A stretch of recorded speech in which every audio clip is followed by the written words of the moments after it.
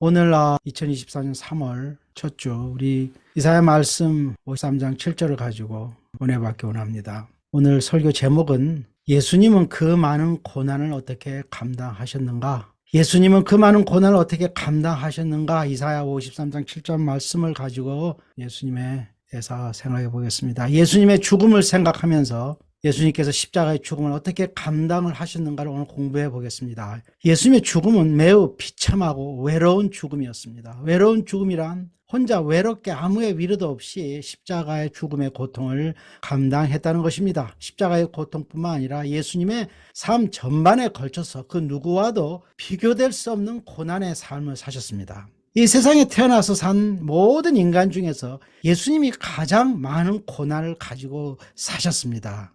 이것을 믿기가 굉장히 어렵지만은 실제로 믿음의 눈으로 보면 하나님이 이 땅에 오셔서 인간이 되셔서 그 모든 수모, 얼마나 많은 무시를 받고 또 육신적이고 영적인 고통을 통하여 그 모든 고난을 당할 때 예수님이 이 세상에 산 인간 중에 가장 많은 고난을 가졌다고 우리는 믿어야 됩니다. 예수님의 그런 고난을 생각할 때 첫째, 혼자서 감당해야 했던 외롭고 비참한 고난이었다. 외로운 그 우리 주님의 고난을 감당하시는 예수님이 감당해야 했던 십자가의 고통은 아주 외로운 것이었습니다. 하나님마저도 그 얼굴을 외면한 아주 고독한 고통의 죽음이었습니다. 삶 전반에 걸쳐서 예수님은 모든 그 고통을 혼자 외롭게 감당하셨습니다. 인간의 대속을 위해서 외롭고 비참한 죽음을 예수님은 감당하셨던 것입니다. 우리가 예수님의 죽음과 고난을 생각할 때 예수님은 인내로서 모든 고통을 감당하셨습니다. 오늘 말씀은 고독하고 비참한 십자가의 고통을 주님께서는 어떤 방법으로 감당을 하시고 승리하셨는가에 대해서 묵상해 보려 합니다. 이사야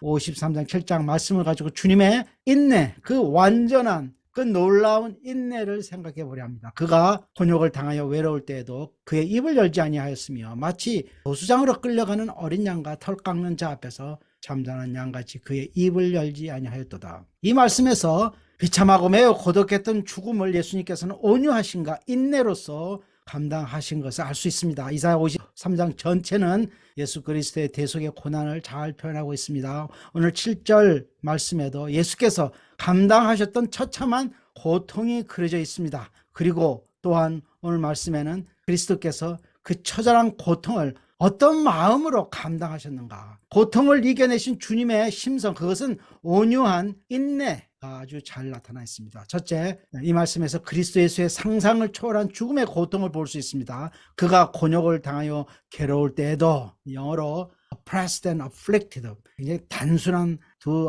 동사를 사용했지만 원래 히브리 원어가 보여주는 뉘앙스는 하나님의 이 정의의 분노를 만족시키기 위해서 대속자 예수님을 쥐어짜서 마지막 피까지 다 짜내야 속성이 풀리는 그런 그리스도의 고통을 표현하고 있습니다. 우리가 어떻게 상상을 하면 좋으냐면 어떤 그 채무자가 있어요. 돈을 빌린 사람이 이 돈 빌려준 채권자 앞에서 그 누군가가 다른 사람이 그 채무를 갖다가 갚아야겠다 그러면은 일전 하나 1년도 손해보지 않고 다 받아내는 그런 아주 엄청난 상황을 그래서 예수님께서 하나님의 정의가 만족하기 위해서 예수님으로부터 모든 죄값을 다 받아내는 그런 의미에서의 이 말씀의 의미가 있는 것입니다. 그것은 우리 예수님이 받으신 고통이 얼마나 컸던가를 이렇게 이 단순한 단어가 알려주고 있습니다.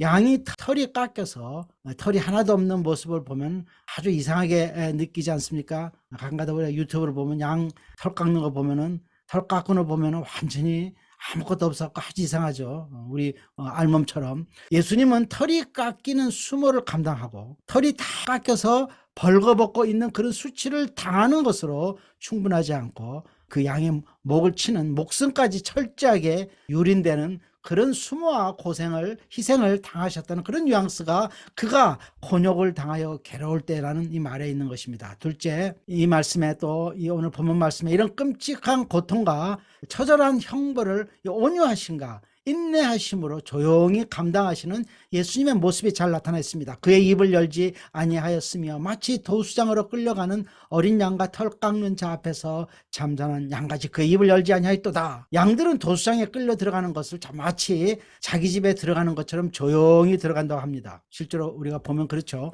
예수님의 고난을 말하면서 양같이 잠잠했다라는 이런 표현은 예수님의 인내력을 아주 실감나게 잘 나타내는 것입니다. 입을 열지 않았다. 이 말을 문자적으로 절대적으로 해석해서 고난 중에 예수님이 완전히 침묵을 지켰다고 생각해서는 안 됩니다. 실제로 예수님은 십자가에 달려서도 하실 말씀은 다 하셨습니다. 그의 입을 열지 아니하였으며 마치 도사장으로 끌려가는 어린 양과 털 깎는 자 앞에서 잠잠한 양같이 그 입을 열지 아니하였도다. 예수님의 침묵이 가르치는 것은 예수님은 아무 이유 없이 당하는 고난을 받으면서 불평하지 않으셨고 목소리를 크게 내면서 화를 내면서 복수하겠다는 마음이 없으셨다는 것입니다. 우리는 조그만 억울한 일을 당해도 정말 힘껏 핏대를 내면서 그런 것이 아니라고 항의를 하면서 싸웁니다. 그러나 예수님은 자신의 전체 삶을 통하여 아무런 잘못을 한 것이 없었지만 아주 심한 모욕과 엄청난 고난을 당하면서도 온유한 마음으로 인내하셨습니다. 기독교인들은 입을 열지 않고 침묵하시면서 모든 어려움을 인내로서 다 감당하신 예수님의 성격을 배워야 합니다. 그리고 이사야 53장 7절에서 잘 나타난 예수님의 성격을 닮아야 합니다. 예수 그리스도께서는 놀라운 인내와 온유한 마음으로 자신의 고난의 짐을 감당하셨습니다. 사람들이 예수님을 매우 거칠고 모욕적으로 다뤘습니다. 조롱도 하고 침도 뱉고 채찍으로 심지어 때리기도 하고 이런 상황 속에서 예수님은 온유한 마음과 인내하는 마음으로 어려운 순간들을 잘 감당하셨습니다. 오늘 설교에서 우리는 예수님의 인내와 온유하심으로 악인들을 다루시는 내적 힘이, 그 내적 파워가 어디서 나왔는가를 공부하고 우리도 그렇게 닮아가려고 합니다. 고난을 은혜롭게 감당하시는 예수님을 생각할 때 먼저 우리는 다음에 세 가지 것들을 알아봐야 합니다. 첫째, 예수님이 감당하셨던 육신적이고도 영적 고난의 짐이 매우 무거웠다는 것입니다. 둘째, 그런 상황에서 예수님이 보여주셨던 놀라운 인내와 온유한 마음, 이것을 우리가 알아야 되고, 셋째, 예수님이 보여준 완벽한 인내심의 이유와 근거가 무엇인가, 그것이 어디에서 왔는가, 이것을 오늘 저희가 세 번째 이것만 오늘은 공부하려 합니다. 인내심의, 예수님이 가지셨던 인내심의 근거와 정당성, 예수님의 완전히 인내하시는 내적 힘을 우리는 6가지 관점에서 분석해 볼 수가 있습니다. 그것은 예수님이 가졌던 완전한 거룩함, 예수님은 완전히 거룩한 마음이었고, 예수님이 가졌던 지혜, 또 예수님이 보셨던 예지, 미리 하신 거, 예수님의 믿음, 그리고 또 예수님의 마음은 항상 천상의 마음, 헤븐리 마인드를 가지고 계시죠. 그 다음에 우리 예수님이 하나님의 뜻하고 순종, 이런 6가지 관점에서 우리가 볼 수가 있습니다.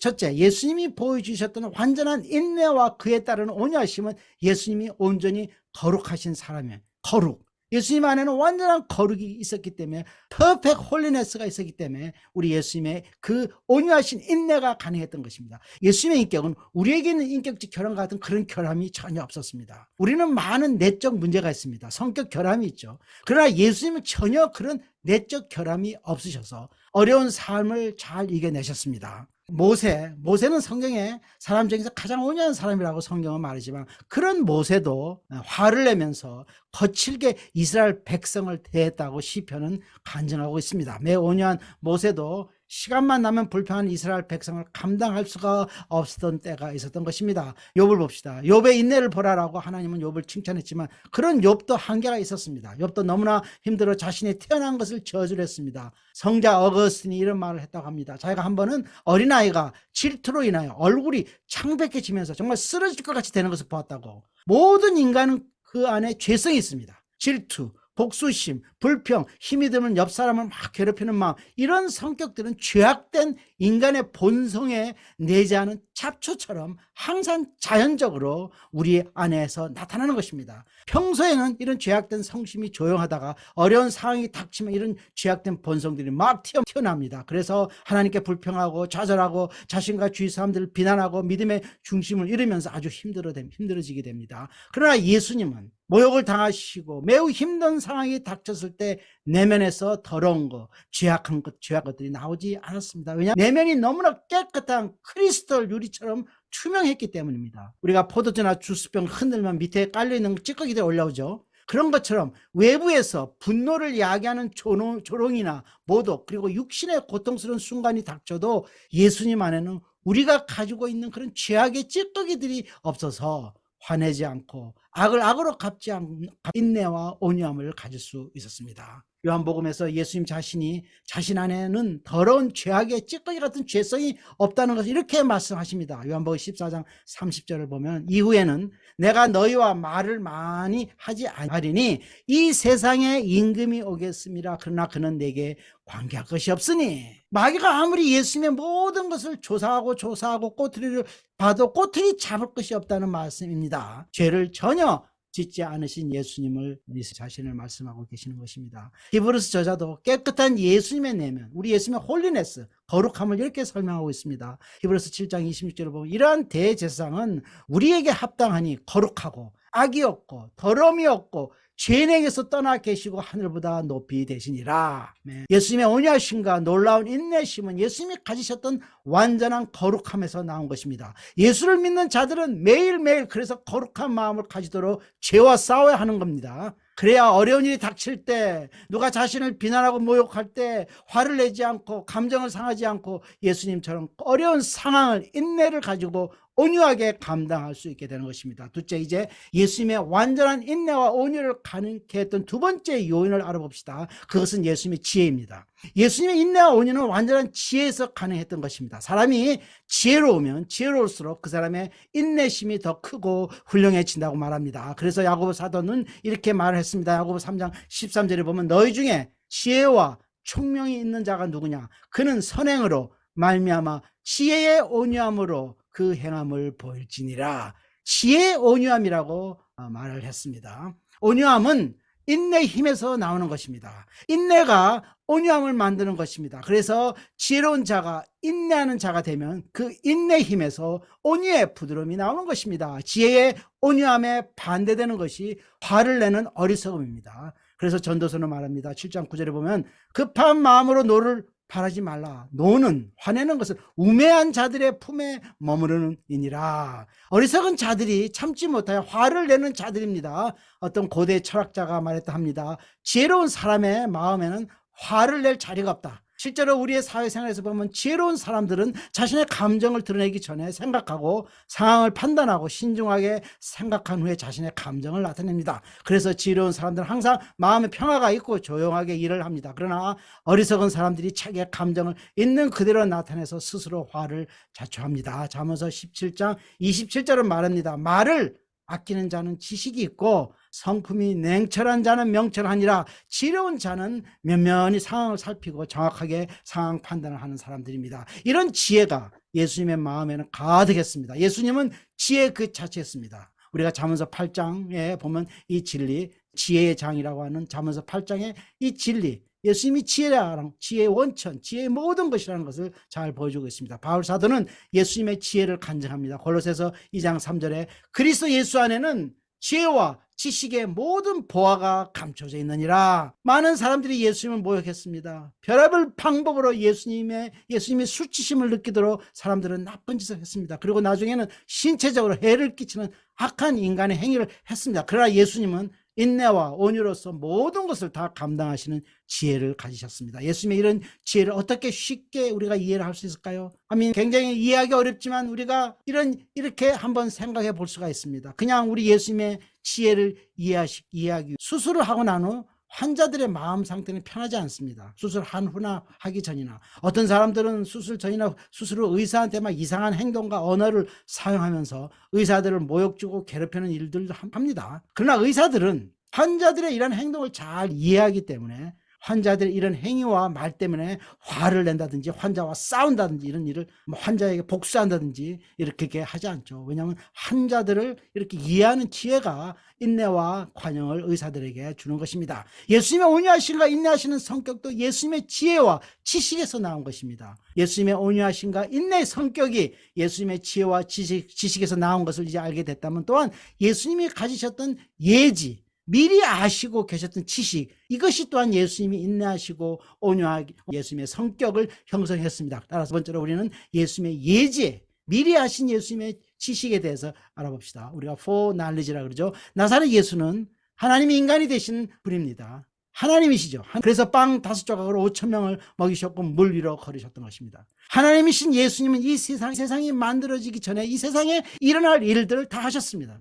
따라서 예수님 자신이 항상 말씀하셨듯이 예수님은 자신에게 일어날 일들을 다 미리 하셨습니다. 그래서 예수님의 얼굴에 침을 뱉고 수염을 잡아당기는 모욕을 당하셔도 실제로 이런 모욕을 당하셨죠. 우리가 마태복음에 보면 잘 나타냈습니다. 놀라지 않으셨습니다. 우리 인간들은 사고가 나서 재앙이 난다든지 누가 억울하게 자기에게 누명을 씌운다면 처음에는 갑자기 일어난 새로운 상황을 대처하느라고 엄청난 스트레스를 받습니다. 쇼크를 받죠. 예수님은 다 준비가 되어 있었습니다. 마가복음 8장 31절을 보면 예수님의 이런 말씀을 하셨습니다. 인자가 많은 고난을 받고 장로들과 대제사장과 서기관들에게 버림받아 죽음을 당하고 사흘 만에 살아나야 할 것을 비로소 그들에게 가르치시되 고통스럽게 죽게 될 것은 미리 알고 계셨습니다. 예수님은. 성령께서는 하나님의 아들이 이 땅에 오시기 오래전에 이사야 선지자를 통하여 예수님이 받으시는 모욕과 고통에 대해서 예언하셨습니다. 이사야 50장 6절을 보면 나를 때리는 자들에게 내 등을 맡기며 나의 수염을 뽑는 자들에게 나의 뺨을 맡기며 모욕과 침 뱉음을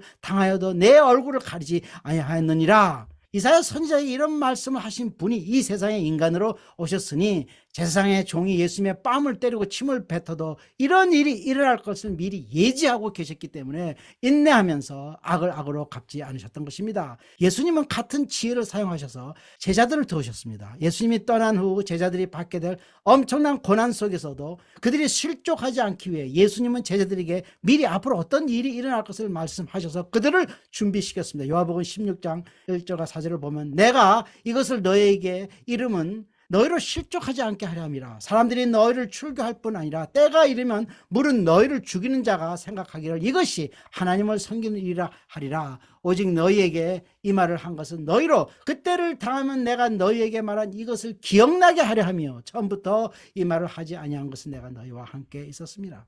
앞으로 닥칠 고난을 미리 안다고 하는 것은 사람들을 준비시키고 그런 준비된 마음에서 실제로 어려운 일이 닥칠 때 인내하는 지혜가 생기는 것입니다. 요한 사도도 같은 시각에서 말하고 있습니다. 18장 4절을 보면 예수님을 잡으러 온 군인들을 대해서 예수님의 모습을 이렇게 알려주고 있습니다. 예수께서 그 당할 일을 다 아시고 나아가 이르시되 너희가 누구를 찾느냐? 한밤중에 칼과 몽둥이를 들고 들이닥친 군인들을 볼 때 사람들은 당연히 두려움에 벌벌 떨 수밖에 없지만 예수님은 미리 아셨기에 당황하지 않으시고 온유한 하심으로 악인들을 다룰 수가 있었습니다. 앞으로 무엇이 일어날 것을 미리 알고 준비하는 것이 필요합니다. 그것이 사는 삶의 지혜입니다. 미리 알아야 할 가장 중요한 것은 인간이 죽어서 하나님의 심판을 받는다는 것입니다. 그리고 그 심판의 결과는 다시는 돌이킬 수 없는 영원한 결정이라는 것입니다. 내가 지금 이 세상에 살고 있지만 반드시 죽을 것이고 죽은 후에는 하나님의 심판을 받아 영원한 축복의 삶에 들어가든지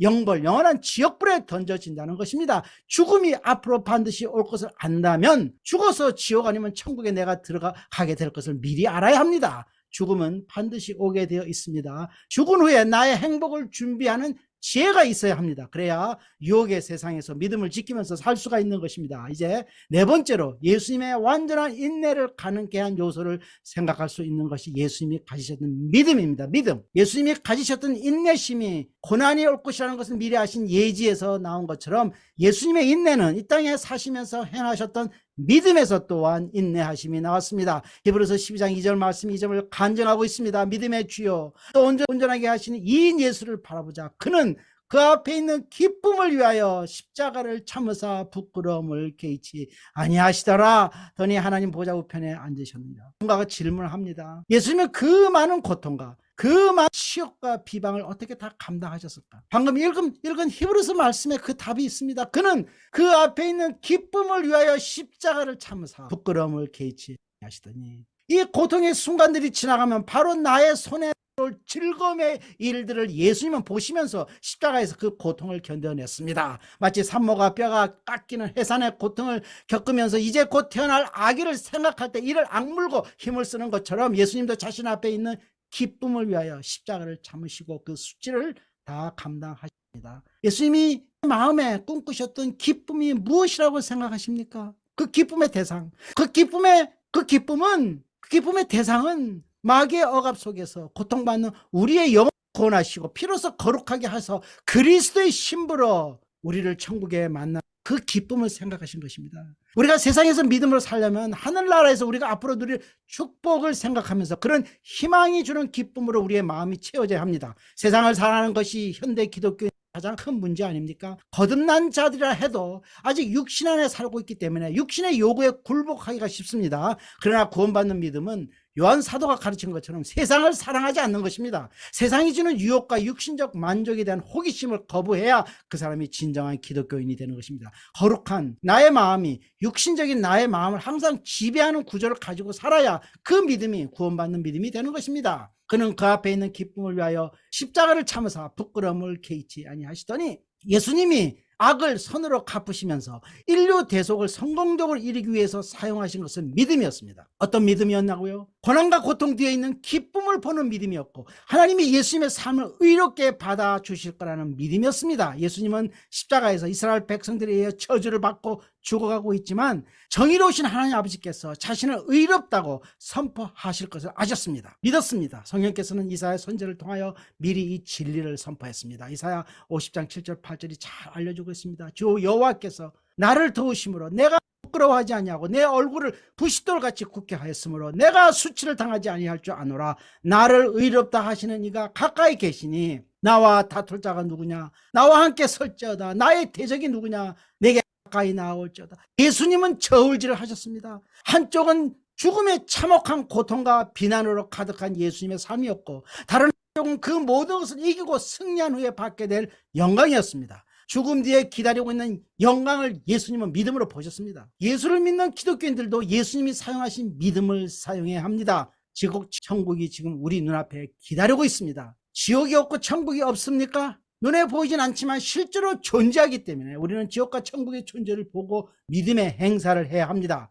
이 세상에서 거룩한 삶을 살고 천국에 들어가든지 아니면 미지근한 물천한 이것도 아니고 저것도 아닌 세상이 주는 육신의 달콤한 것을 즐기면서 죄로 가득한 믿음 없는 신앙생활을 하다가 지옥에 던져지든지 믿음의 이 행사를 해야 되는 것입니다. 예수는 그 앞에 있는 기쁨을 위하여 십자가를 참사 부끄러움을 개의치 아니하시더니 세상의 좋은 것들을 왜 죄악시하느냐고요? 마귀가 지배하는 곳이라고 성령께서 분명히 알려주고 있습니다. 세상에 보여주는 좋은 것들을 쉽게 마귀가 뿌려놓은 이 부비출액 같은 것입니다. 한 잔 술이 컨트롤이 안 돼서 알코올 중독자가 되는 것처럼 한 번 핀 마약이 마약 중독자가 만드는 것처럼 세상에 주는 것에는 우리의 영혼을 지옥에 보낼 수 있는 위험한 것들이 너무나 많습니다. 우리의 신앙생활에 어려움이 있어서 세상을 사랑하지 않으면 안 된다고요? 신앙생활이 편해야 한다고 믿는 그 생각 자체가 매우 비성서적인 생각입니다. 사도들은 아주 자주 여러 군데서 그리스도의 고난에 동참해야 그리스도가 주시는 영광에 참여한다고 가르치고 있습니다. 전국가는 백성은 믿음의 생활을 해야 합니다. 그 믿음의 생활의 핵심이 예수 그리스도의 삶을 닮아가는 것입니다. 예수를 주로 고백하는 사람들은 어떻게 사는 것이 자유가 될 수 없습니다. 어떤 상황에서든지 믿는 자들은 믿음으로 살아야 되는 것입니다. 믿음으로 산다는 것은 예수님이 살았던 것처럼 살아야 한다는 것입니다. 예수님은 믿음으로 고난을 감당하셨습니다. 예수님의 믿음은 고난과 고통 뒤에 기다리는 영광을 보는 믿음이었습니다. 인생은 매우 짧고 죽은 후에 나의 존재는 영원합니다. 바울 사도는 하늘 것을 사모하라고 했습니다. 천국으로 초대받았는데 세상이 주는 찰나의 유혹과 육신의 즐거움에 대한 동경으로 영원한 행복의 축복을 잃어버리지 맙시다. 예수님처럼 믿음으로 삽시다. 마지막으로 예수님이 모든 어려운 상황에서 인내하시면서 승리케 한 것은 하나님의 뜻에 대한 예수님의 변하지 않는 절대적 순종이었습니다. 예수님의 절대적 순종. 예수님은 하나님이 원하시는 것은 그 어떤 것이라도 조용히 순종하셨습니다. 예수님의 순종은 죽기까지 순종한 그런 것이었습니다. 이 땅에서 예수님이 겪으신 모든 고초와 고통은 다 하나님의 명령에 순종함으로써 일어난 것입니다. 예수님이 베드로에게 하신 말을 생각해 봅시다. 요한복음 18장 11절에 보면 예수께서 베드로더러 이르시되 칼을 칼집에 꽂으라. 아버지께서 주신 잔을 내가 마시지 아니하겠느냐 하시니라. 예수님이 군인들이 잡으러 온 것을 보고 베드로는 당연히 스승을 보호하기 위해 칼을 꺼내 싸우려 했습니다. 그러나 예수님은 아버지가 주신 잔이라고 설명을 했습니다. 성령께서 다윗 왕을 통해서도 하나님이 예수님께 주는 고난의 잔이 무엇인가를 예언하셨습니다. 시편 46절과 8절에서 보면 이렇게 나와 있습니다. 주께서 내 귀를 통하여 내게 들려주시기를 제사와 예물을 기뻐하지 아니하시며 번제와 요구하지 아니하신다. 그때 내가 말하기를 내가 왔나이다. 나를 가리켜 기록한 것이 두루마리 책에 있나이다. 나의 하나님이여, 내가 주의 뜻 행하기를 즐겨오니 주의 법이 나의 심중에 있나이다 하였나이다. 예수님이 받으셨던 고난의 삶은 하나님의 뜻이었고, 예수님은 자신이 하나님의 뜻을 즐거이 행해야 된다고 믿었습니다. 살다가 어려운 일을 당하면 많은 사람들은 하나님을 생각하는 그들의 마음에 큰 변화가 옵니다. 대부분의 기독교인들은 자신에게 닥친 불행을 하나님을 원망하면서 감당하려 합니다. 어떤 사람은 완전히 믿음을 잃어버리고 방황하고 구원을 잃어버리는 사람도 있습니다. 다윗 왕도 어려운 일을 당했습니다. 그의 아들 압살롬이 반역을 일으킨 것을 안 후 아들과 싸움을 피하려고 궁전을 서둘러서 떠나는 도망을 갑니다. 그때 바울임이라는 지역에 이르렀을 때 사울의 친족이었던 시므이라는 사람이 나와서 다윗 왕에게 욕설을 퍼붓고 저주를 합니다. 시므이의 저주를 우리가 잠시 들어봅시다. 사무엘 16장 8절에 나와 있습니다. 사울의 족속의 모든 피를 여호와께서 내게로 돌리셨도다. 그를 이어서 내가 왕이 되었으나 여호와께서 나라를 내 아들의 손에 넘기셨도다. 보라, 너는 피를 흘린 자이므로 화를 자초하였느니라 하는지라. 우리가 들어도 정말 가슴에 못 박는 치욕을 다윗 왕이 받은 것을 느낍니다. 다윗 왕을 따른 군인들이 이 사람을 죽이려 했습니다. 다윗 왕을 저주한 시므이는 군이 아니었습니다. 그래서 다윗의 군사들이 실제로 시므이를 죽일 수도 있었습니다. 우리가 사무라이 영화를 보면 이런 모욕을 받으면 모든 칼잡이들은 당장 칼을 뽑고 이를 벌립니다. 다윗 왕도 칼을 잘 쓰는 장군이었습니다. 성경은 이때 다윗 왕이 자기가 믿었던 하나님께 어떻게 반응했는가를 우리에게 알려주고 있습니다. 10절은 다윗은 말합니다. 그가 저주하는 것은 여호와께서 그에게 다윗을 저주하라 하심이라. 다윗은 하나님께서 시므이를 시켜서 저주하라고 하셨다고 믿었습니다. 다윗은 자신이 받은 치욕이 하나님이 준비하신 것이라고 믿었던 것입니다. 이런 생각을 다윗이 했을 때 그의 마음은 분노 대신 자신을 저주한 시므이에게 대해 관여하는 마음을 가졌던 것입니다. 우리 예수님의 경우는 더욱 분명한 것입니다. 예수님은 모든 육신적 고통과 마음의 고통이 다 하나님에 의해서 준비되고 계획되고 하나님이 하시고자 하는 목적에서 발생한 일인 것을 알고 계셨습니다. 따라서 하나님의 뜻에 순종하는 예수님의 마음에서 고난 속에서 평화가 있었던 것입니다. 예수님을 죽이라고 했던 유대인들과 로마 군인들, 그리고 빌라도는 다 하나님이 사용하신 도구라는 것을 예수님 아셨습니다. 악한 인간들이 일부러 악을 행사해서 아무 죄도 없는 예수님을 억울하게 모함하고 의도적으로 예수님에게 해를 끼친 악한 인간들이라는, 예수님이 이들을 싸우고 그래서 악한 인간들에게 보복을 해야 한다는 생각하시기보다는 악한 그들이 하나님의 도구였다는 것, 아버지 하나님이 하나님의 의도하신 계획을 달성하시기 위해 사용한 도구라는 믿음으로 그들을 보았습니다. 이것이 예수님이 가질 수 있었던 놀라운 인내와 온유하심을 가능케 했던 것입니다. 제가 이제 오늘 말씀의 결론을 내겠습니다. 기독교인들의 삶은 무엇이 핵심일까요? 기독교인이 하는 삶과 비교할 때 한 가지 무엇이 분명 달라야 할까요? 기독교인들은 믿음으로 사는 사람들입니다. 그렇다면 믿음으로 산다는 것은 무엇을 말하는 걸까요? 그것은 예수를 믿고 사는 것이고, 예수를 믿고 산다는 것은 예수님을 닮아가는 삶을 산다는 것입니다. 천국 가는 기독교인들은 예수님처럼 살아야 합니다. 예수님이 생각한 대로 생각하고 예수님이 행동했던 처럼 행동하고 예수님처럼 고난을 감당해야 하는 것입니다. 예수님이 이 세상에 살았던 인간 중에서 가장 고난을 많이 당하고 인생을 끝낸 사람이었습니다. 하나님이 인간이 되어서 추운 마국 안에서 아기로 태어나신 것부터 고난의 시작이었습니다. 믿는 자들에게 매일 24시간이 주어집니다. 천국 가는 백성들은 이 24시간을 어떻게 사용해야 될까요? 그렇습니다. 시간이 있을 때마다 고난받으신 예수님의 삶을 생각해야 합니다. 그리고 예수님의 고난의 삶을 어떻게 감당하셨는가를 생각하고 우리도 그렇게 해야 합니다. 오늘 말씀에서 우리는 예수님은 당신의 고통과 고난을 인내로서 감당하셨다는 것을 배웠습니다. 그리고 예수님의 인내를 온유하심을 가능했던 요인들을 배웠습니다. 기독교인들의 삶의 목적이 예수님을 닮아가는 것이기 때문에 우리도 적극적으로 예수님이 가지셨던 인내와 온유하심을 우리의 삶에서 실현해야 합니다. 성경은 아주 분명히 이 점을 가르치고 있습니다. 나를 따르라고 예수님은 말씀하셨습니다. 사도들도 그렇게 가르쳤습니다. 그중에서 베드로 사도는 가장 분명하고 구체적으로 이 진리를 말했습니다. 베드로전서 2장 21절과 22절을 보면 이를 위하여 너희가 부르심을 받았으니 그리스도도 너희를 위하여 고난을 받으사 너희에게 본을 끼쳐 그 자체를 따라오게 하려 하느니라. 그는 죄를 범하지 아니하시고 그 입에 거짓도 없으시며 욕을 당하시되 맞대 욕하지 아니하시고 고난을 당하시되 위협하지 아니하시고 오직 공의로 심판하시는 이에게 부탁하시며. 기독교인들은 천국으로 오라는 부르심을 받은 자들입니다. 그러나 천국에 들어가기 전에 이 세상에서 살아야 되는데 어떻게 살아야 하는 것을 베드로 사도는 분명히 알려주고 있습니다. 기독교인들이 살아가야 하는 패턴이 있는데 그 패턴이 그리스도 예수의 삶이라는 것입니다.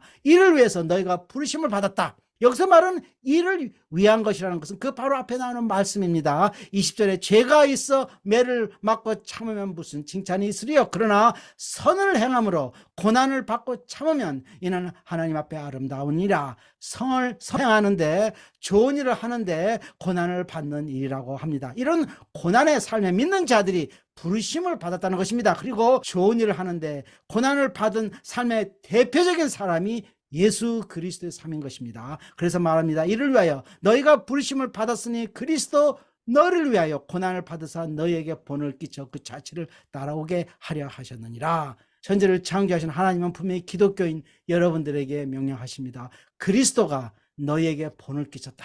본을 끼쳤다는 것은 하나님이 인정하신 완전한 패턴이라는 것입니다. 이제 여러분은 결단하셔야 합니다. 그리스도의 삶이 내가 따라야 할 패턴 원형인가 아닌가? 나는 기독교인으로서 무엇을 추구하면서 무엇을 목적으로 매일 살아야 하는가? 여러분은 결단하셔야 합니다. 그리스도를 본받으라고 선한 일을 하면서 고난을 받으신 그리스도를 닮아가는 것이 기독교의 삶의 내향이고 방향입니다. 그리고 선한 일을 하면서 고난받은 예수님의 삶의 그 중심에는 예수 그리스도의 온유하신 인내가 자리를 차지하고 있습니다. 그래서 베드로 사도는 말합니다. 그는 죄를 범하지 아니하시고 그 입에 거짓도 없으시며 욕을 당하시되 맞대어 욕하지 아니하시며 고난을 당하시되 위협하지 아니하시고 오직 공의로 심판하신 이에게 부탁하시며. 겉으로 드러난 그리스도의 온유하심 속에는 완전한 인내가 있었습니다. 당신은 누구를 닮아가려 하셔야 합니까? 예수님이 보여주신 온유와 매일매일의 삶의 중심이 되겠습니다.